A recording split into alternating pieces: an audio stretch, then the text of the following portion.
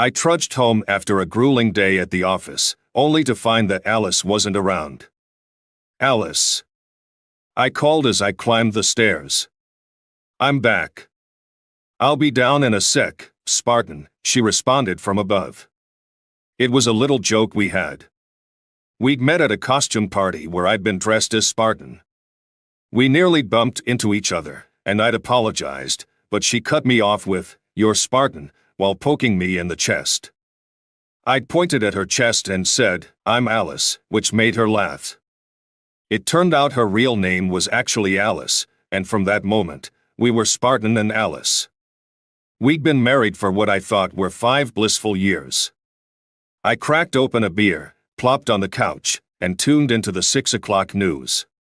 The headlines had just ended when Alice finally descended the stairs. My jaw nearly hit the floor. She was wearing my favorite little black dress. It was mid-thigh length, and while the cleavage wasn't exactly red carpet material, it was far from modest. The backless design made it clear she wasn't wearing a bra, though the movement of her breasts gave that away too. To top it off, she was wearing the necklace I'd given her for our anniversary just a month ago. I fumbled for my phone to snap a picture, even though I wasn't quite sure why I'd need it. "Wow, didn't know we were dating," I said. "Let me freshen up and change clothes. By the way, where are we heading?" "We're not going anywhere," she replied. "David Sinclair invited me to dinner and dancing tonight. I'll probably be late, so don't wait up for me." David Sinclair, who was banned from all company parties after his reputation took a dive for messing around with too many married women. "He's not like that," Alice insisted. "He's just an uptight jerk with a jealous husband who caused all the drama." "Well, there's one jealous husband right here who's not about to let you date him," I said. "I don't belong to you," she shot back, heading for the door. "You may not belong to me, but when we exchanged our vows, we committed ourselves to each other. That means something to me. I thought it meant something to you too." "Oh, don't be so old-fashioned," she sneered. "We're in the 21st century now. Nobody believes in that stuff anymore. It's a shame you didn't tell me earlier. We could have just divorced and moved on." "Divorce?" I echoed. "What do you mean?" She laughed dismissively. As she walked out, I grabbed an old bat from the closet just as the Lexus pulled up. "Here comes David. Order yourself a pizza or something," she called out. She headed outside, and I yelled, "Alice." When she turned around, I ripped her dress off, leaving her standing in just a tight black thong and heels. She froze momentarily, then dashed back into the house. I walked towards the Lexus, tapping the bat on my palm as Sinclair sped off, tires screeching. I nodded at my neighbors, who were clearly enjoying Alice's impromptu show, and went back inside to return the bat to the closet. I grabbed a fresh beer, since the first one was already warm, and settled back on the couch, waiting for the inevitable drama. It didn't take long. Alice stormed downstairs, wrapped in a robe and seething with anger. Her tirade was a mix of fury and frustration that I could barely follow. I heard expletives that I didn't even know were in her vocabulary. I just sat there until she ran out of steam. "What were you thinking?" I asked, bewildered. "What were you hoping for?"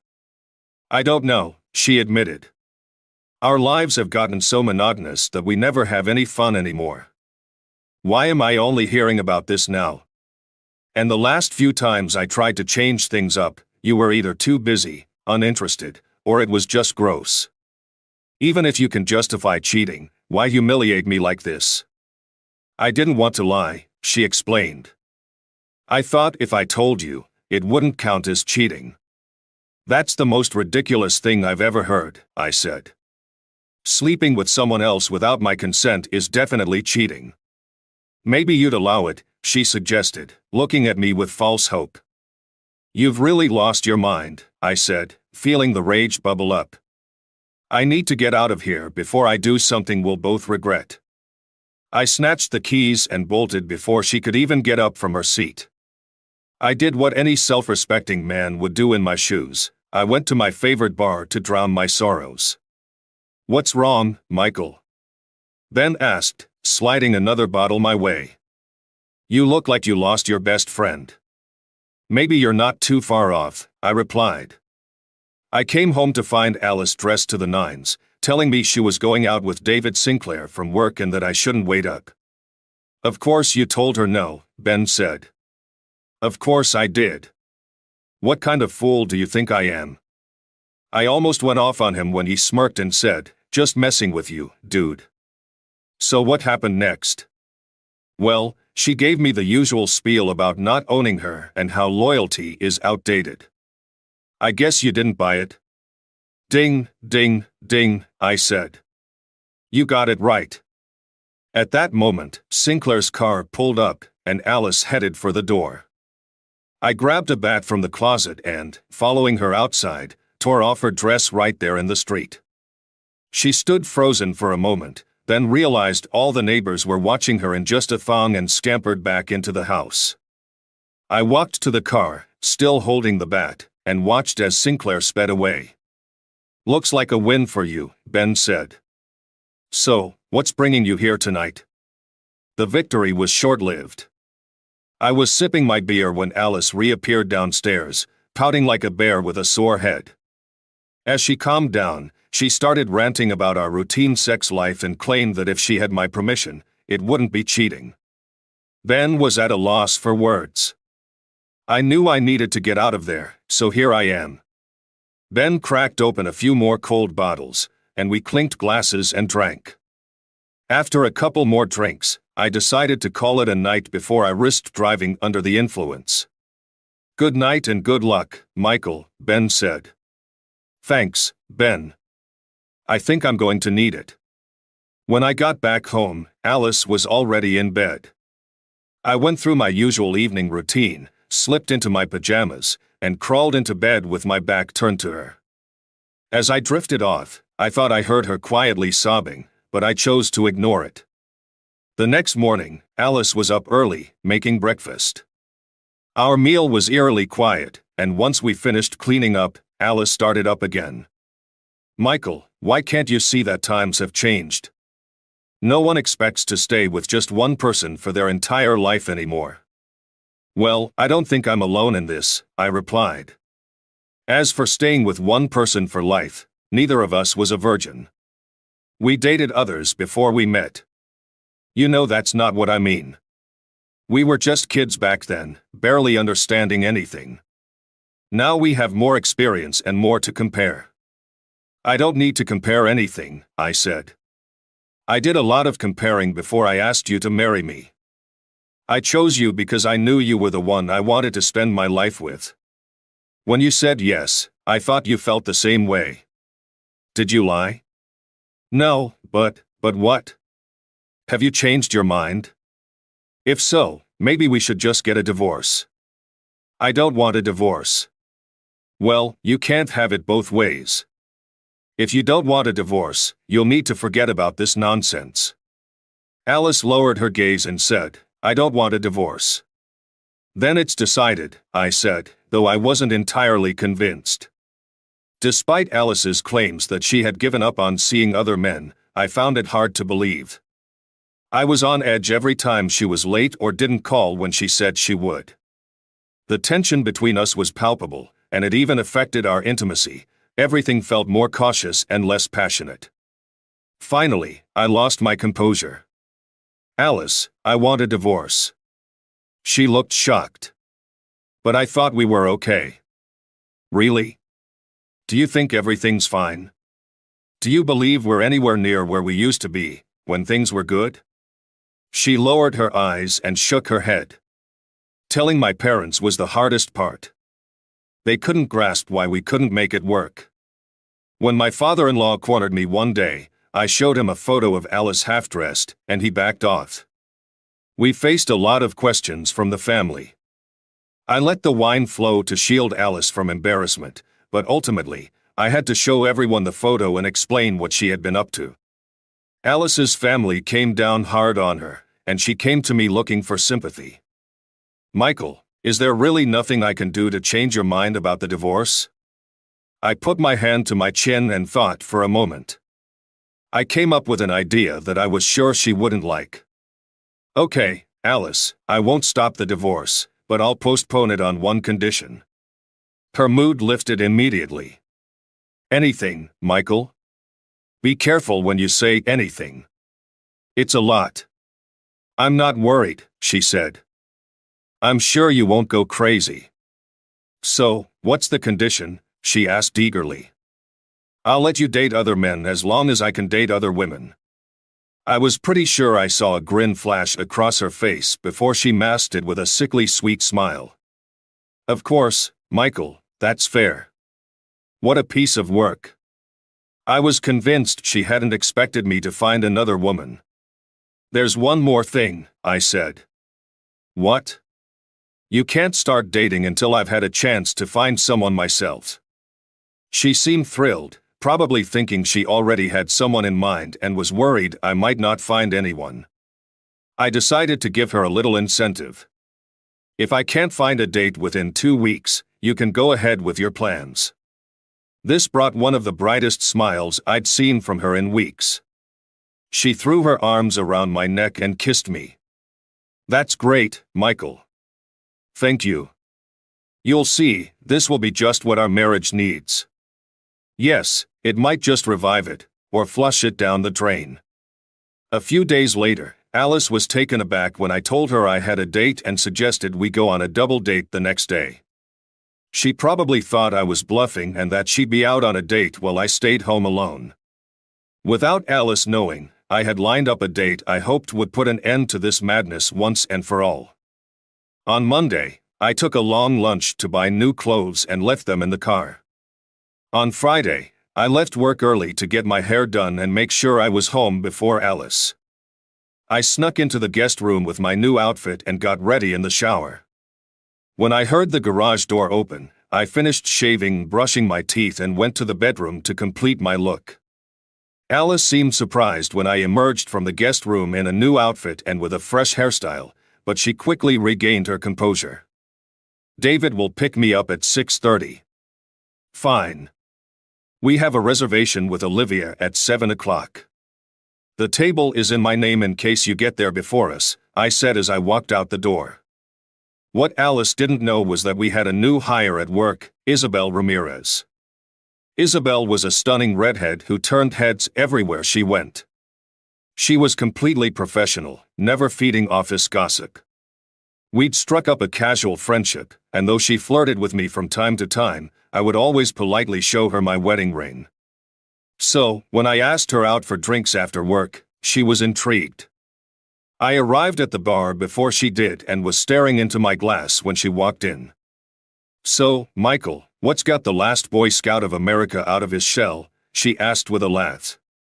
One look at my forlorn expression quickly sobered her. Oh, Michael, I'm so sorry, she said, placing a warm hand on mine. I didn't mean to tease you. You look like you've lost your best friend. My eyes began to well up, and I turned away.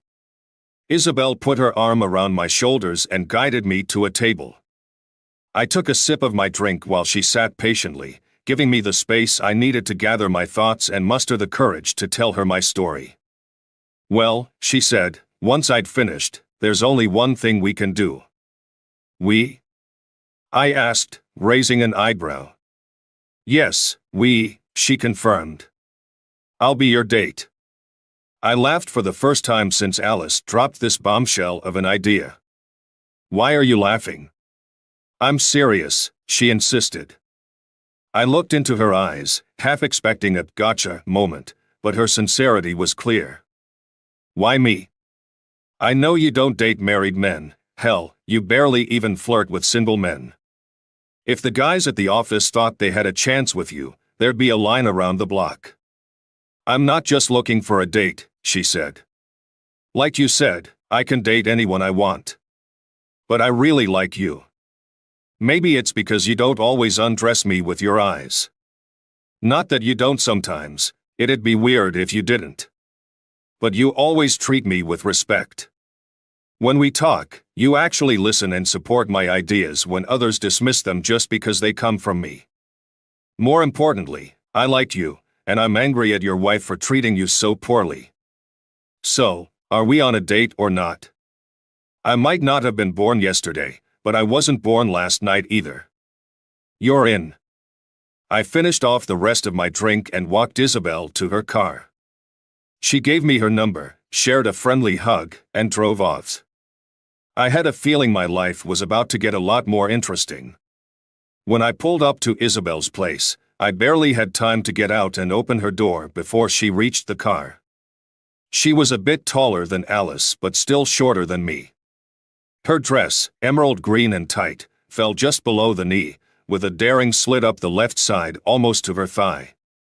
Her wavy red hair cascaded down to her mid-waist, and the dress showed more cleavage than I'd ever seen on Alice.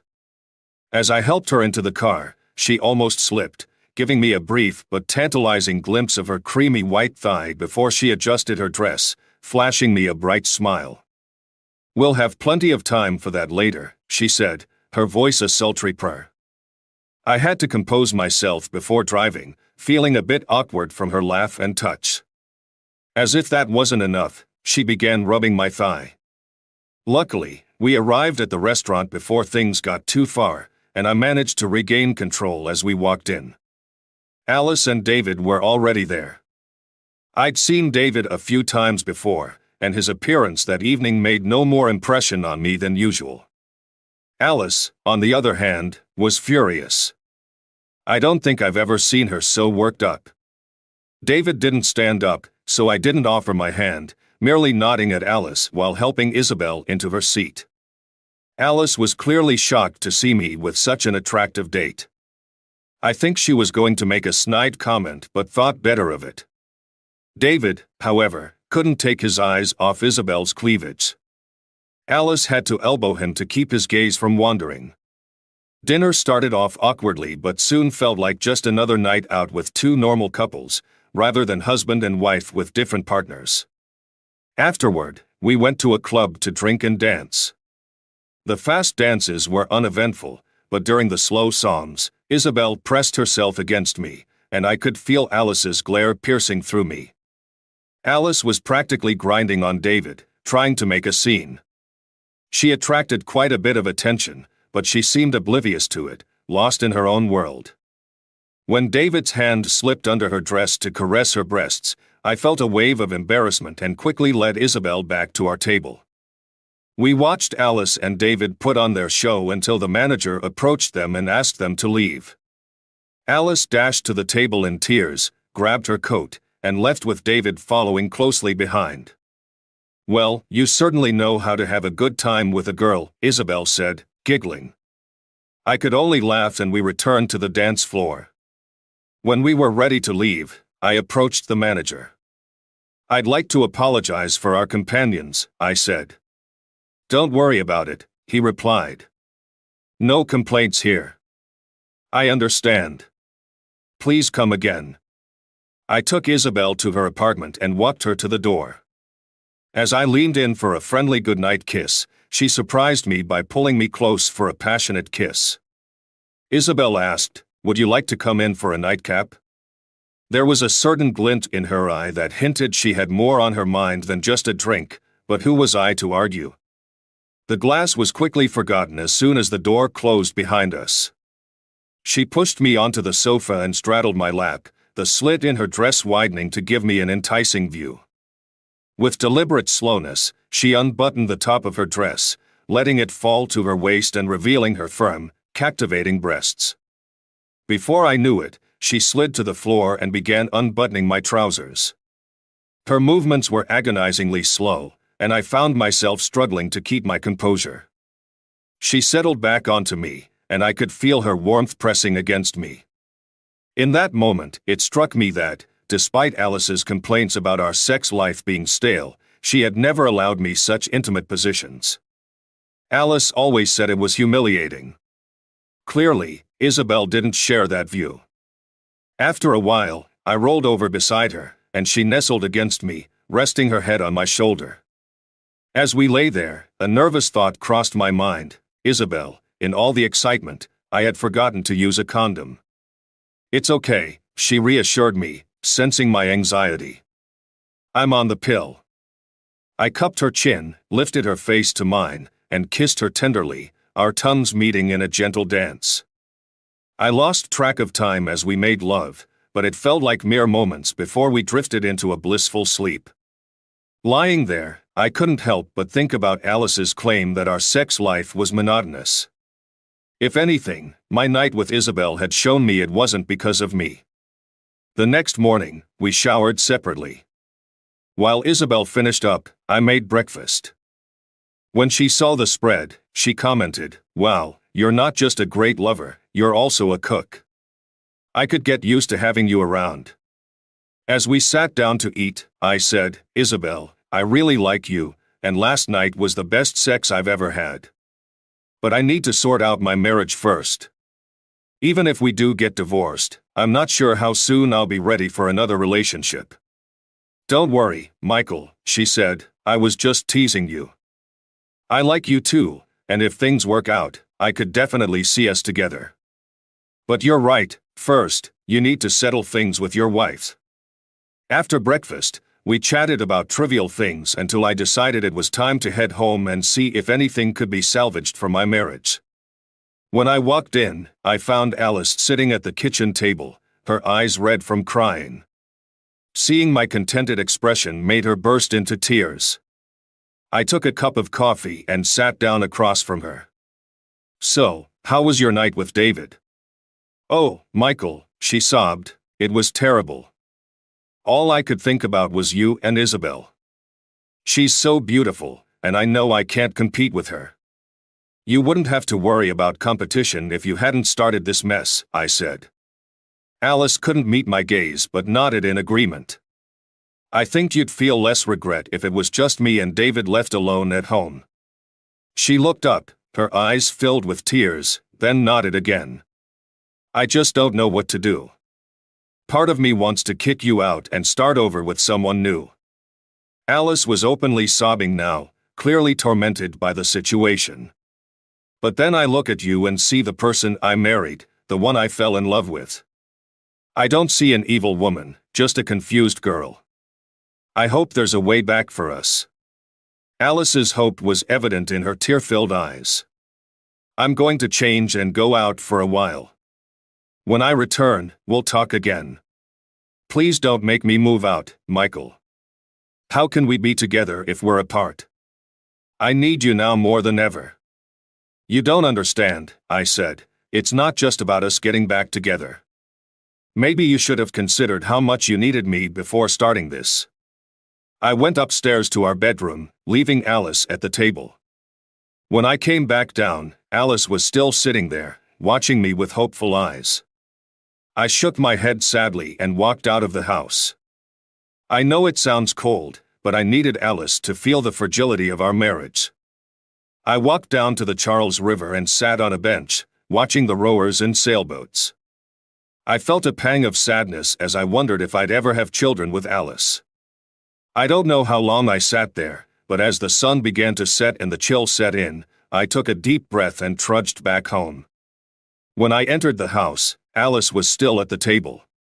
She looked up at me with hope, but I simply shook my head, went up to my room, and locked the door. I lay on the bed, fully dressed, covering my eyes with my hand. I don't know how long I lay there before I heard a soft knock and a whisper, "Michael." I didn't answer, and after a second knock, I heard her footsteps retreating to the guest room. After making sure she had gone to bed, I quickly showered and fell into a restless sleep. The next morning, I went downstairs to find Alice had prepared a large breakfast. Surprisingly, I had a good appetite, though Alice only picked at her food.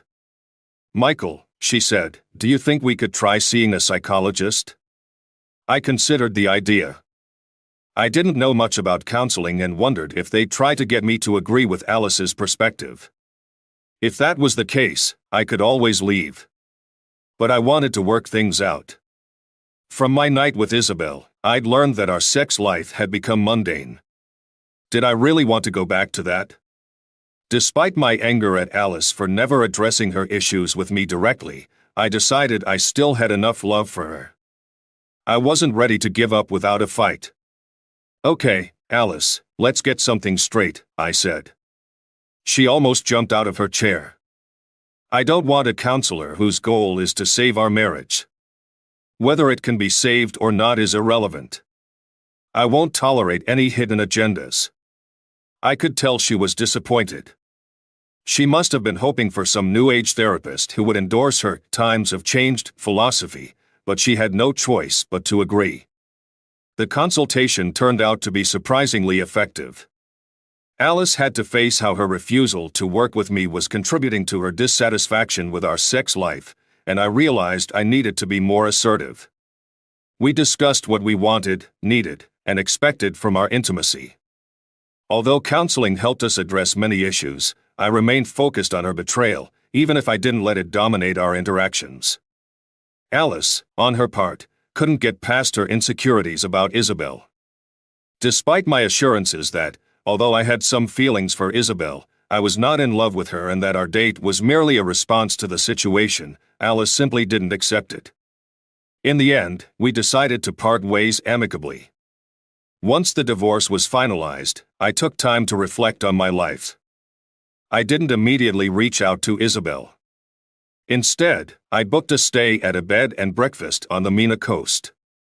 The weather was unpredictable, mirroring my mood, but I needed to relax and contemplate my next steps.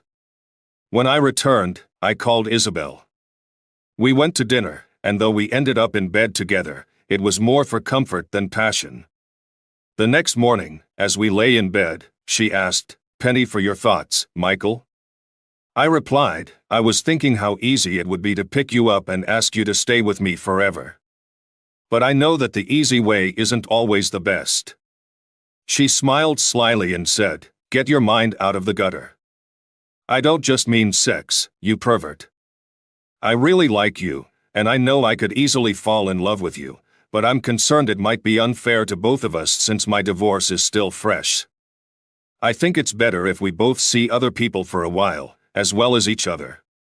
I can't guarantee how long this will last, and I won't ask you to wait for me." I wanted to argue, but I knew she was right. We got out of bed, used the bathroom, showered separately, and had a quiet breakfast. I was tempted to ignore our agreement and pursue a relationship with Isabel, and I think she might have been tempted too, but I was determined. After we finished cleaning up, she walked me to the door, and we hugged, tears in our eyes.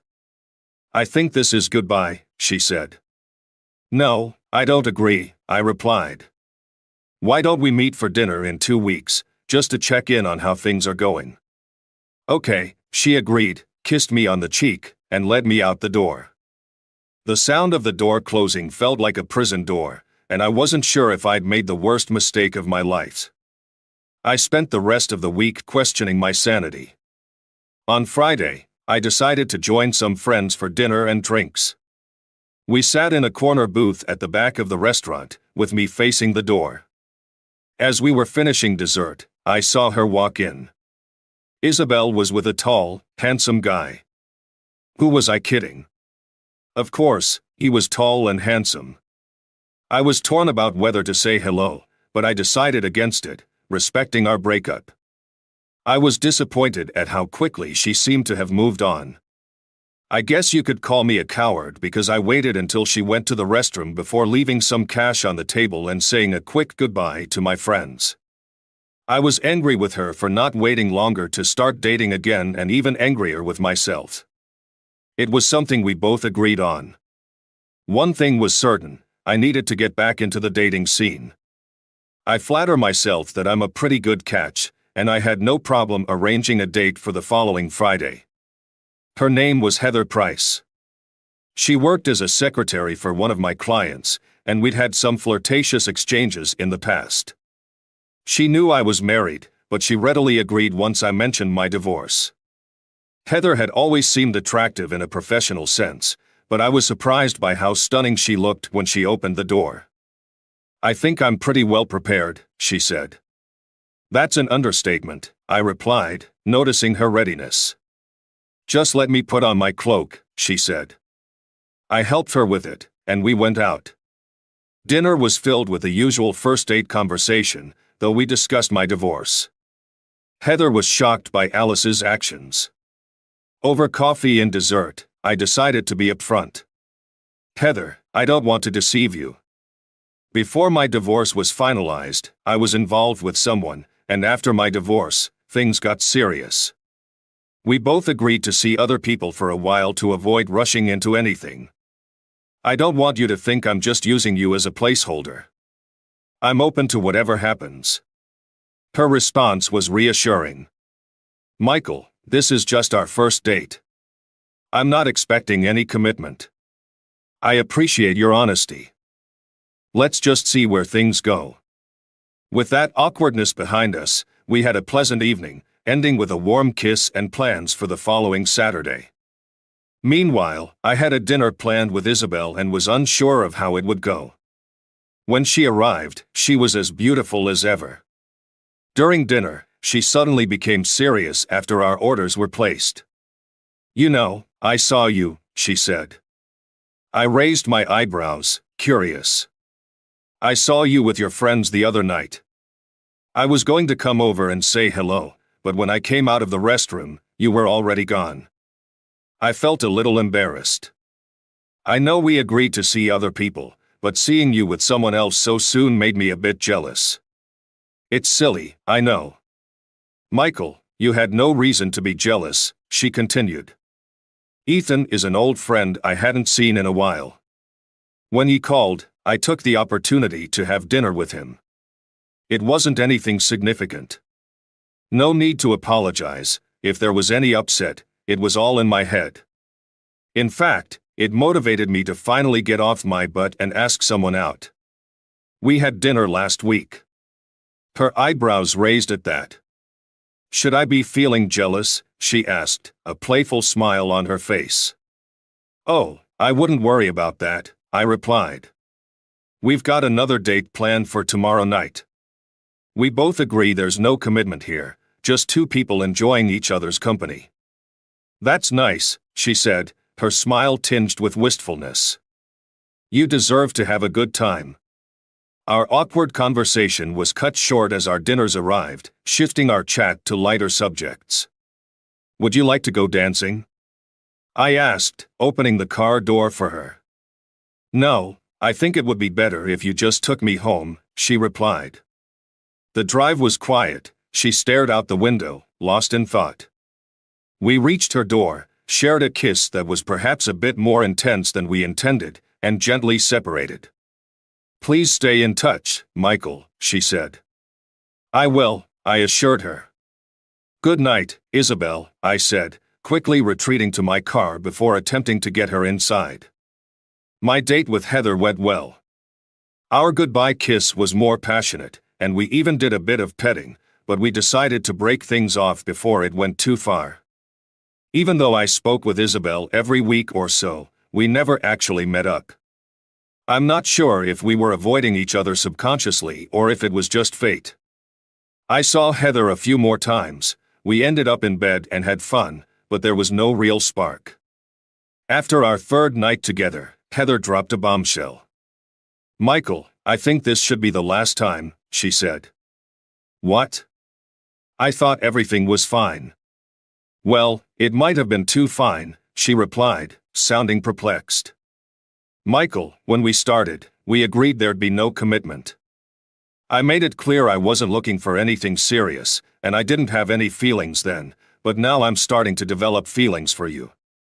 If we keep going, I think we might head down a path I'm not ready for. I'd rather end this now before the feelings deepen and cause more pain later. I hope that makes sense. In a way, it did. It hurt, but I knew I'd get through it. I dressed, kissed her forehead, and made my way to the door. Good night, Heather. Goodbye, Michael, she said, her sad smile and teary eyes telling their own story. After closing the door, I pondered my next move. I started dating a string of women. Some were one-night stands, others were short-lived relationships, but none of them were serious. Eventually, I figured out what was missing and decided to make a call. "Hello?" she answered. "Isabel, it's Michael," I said, forgetting she had caller ID. "Isabel, I don't know where you are right now, but I'm done with casual rebounds. I'm ready to settle down if you'll have me. I want to come home." There was a pause on the other end, and I began to worry I'd missed my chance. "How soon can you come?" Alice had stayed in town, living a solitary life with her cats, and she certainly wasn't looking for work in a Mexican brothel. I wasn't truly serious about her, but I saw Heather a few more times. We ended up in bed again, and while it was fun, the spark just wasn't there. After our third night together, Heather dropped the same bombshell on me again. "Michael, I think this should be the last time." "What?" "I thought we were fine," I protested. "Maybe too fine," she said, her words confusing me. "Michael, we agreed on no commitment. I didn't have any feelings at the start, but now I'm developing them. If we keep this up, we might end up in a place I'm not ready for. I'd rather end things now before the feelings get too deep and hurt more later." I hope this makes sense. It did, in a strange way. It hurt, but I would move on. I got dressed, kissed her forehead, and headed to the door. "Good night, Heather."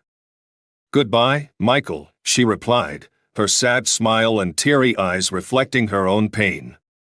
I closed the door and thought about my next move. Some of my dating experiences were one-night stands, others were brief relationships, but none of them turned serious. Eventually, I realized what was truly missing in my life and decided to pick up the phone. "Hello?" she answered. "Isabel, it's Michael," I said, completely forgetting she had caller ID. "Isabel, I don't know what's going on with you, but I'm done with endless rebounds. I've had more ups and downs than a pinball machine, and I'm ready for something more. If you're still open to it, I want to come home." There was a pause on the other end, and I feared I might have missed my chance. "How soon can you come?" she finally asked. Alice hadn't left town in disgrace. She lived a solitary life surrounded by her cats and certainly wasn't seeking work in a Mexican brothel. Though I wasn't particularly curious, mutual friends mentioned she was dating, but no one serious seemed to be in the picture. Isabel wanted to invite Alice to our wedding. Although I had reservations, I didn't object. Alice declined the invitation but sent a lovely gift instead. I was surprised when Isabel developed a casual friendship with Alice, meeting occasionally for coffee or shopping. It didn't bother me, although it was certainly unusual. About 6 months after we got married, I came home to find Isabel dressed up and ready to go out. "Oh, here we go again," I thought. But fortunately, my concerns were misplaced. "Go change," she said. "We're meeting Alice at Olivia's for dinner." "Look, I know you two have become pretty close, but don't you think this is a bit much?" I asked. "Don't worry, dear. There's a method to my madness," she replied. I knew better than to argue when she had her mind set on something, so I shrugged and went to change. When we arrived, Alice was already there, and the situation was as awkward as could be. Isabel and Alice exchanged cheek kisses, as women do, while I just stood there, feeling out of place. Neither of us seemed to know what to do. Alice broke the silence. "Michael, good to see you. You look great." "Thanks, Alice. You look good too." We were spared further awkwardness as we were shown to our table. Isabel paused to speak with the man at the counter. "What's this all about?" I asked when she rejoined us. "Don't worry about it, honey," she said. "Every husband knows that when his wife says nothing, it usually means something, and he should be concerned." But there was nothing I could do except go along with it and hope for the best. Alice sat to my right, with Isabel opposite her. Before we could even order drinks, the owner came over with Ethan. Isabel greeted him warmly, gave him a hug, and seated him on my left, directly across from Alice. It became clear that Isabel's plan was unfolding. While my worst fears hadn't come true, the evening still had the potential for disaster. Fortunately, Alice and Ethan hit it off, and the conversation flowed smoothly throughout dinner. By all accounts, we were like four old friends. Before long, it was time to leave. Ethan and I split the bill, and as Isabel and I were heading out, Alice and Ethan decided to extend their evening at the restaurant bar. Isabel was so self-assured, but I couldn't be angry. Although it might not last, they clearly had a good start. We kept up cordial, if somewhat distant, relationships with Alice and Ethan. We rarely saw each other as couples but often met in group settings. Apparently, their relationship was stable, and Alice no longer seemed to need to spice things up. We wished them all the best. Isabel and I couldn't be happier. Though, I must admit, the baby's kicks at night certainly keep her awake.